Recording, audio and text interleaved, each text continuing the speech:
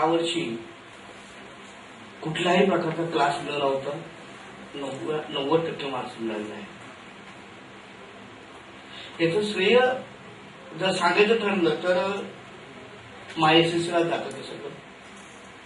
कारण ज्यावेळेस ती 9वी पास झाली तेव्हापासून मला आणि माझ्या मिसेसला वेळ लागली होती. आता 10वी जवळ 10वीला सुरुवात झाली, काय करायचं.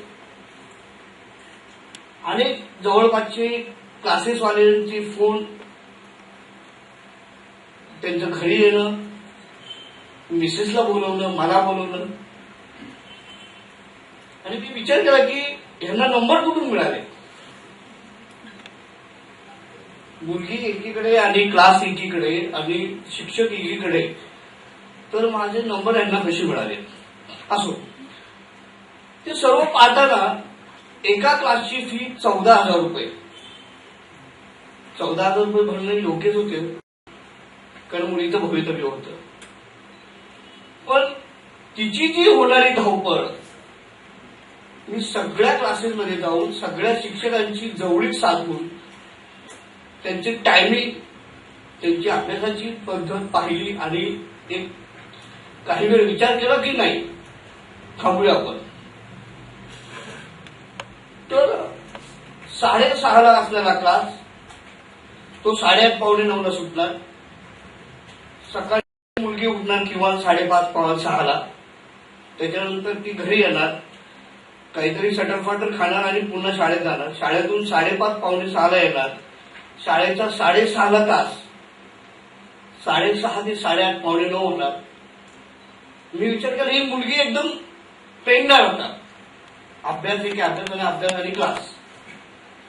म्हणून मी माय एसएससी कडे पाहिलं एकदा. सहज इंटरनेटवर गेलो आणि माय एसएससी काय आहे हे पाहिलं. तर माय एसएससी मधून मी तो नंबर घेतला आणि कानाडे सरांशी संपर्क साधण्याचा प्रयत्न केला.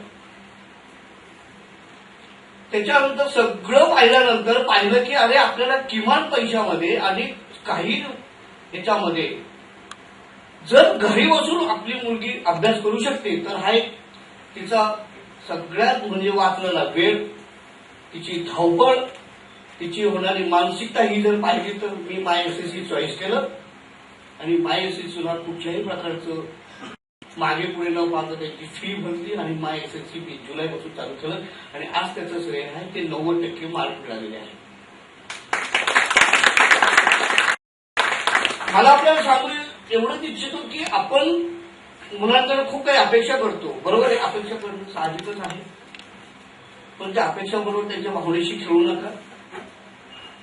सकाळी उठलं, बळजबरीने उठलं, त्याला उठवलं जाणं, दात न घासताच क्लासला पाठवणं किंवा कोल्ह करता क्लासला पाठवणं, किंवा त्यालाही असं वाटतं की आता 5:45 वाजले, मी आता आल्यावर दात घासतो. त्यापेक्षा आपण माय एसएससीला जॉईन व्हा. सर्वात उत्तम, केव्हाही उघडा, कधीही बसा, किती वाजेपर्यंत बसा आणि अभ्यास चालू ठेवा.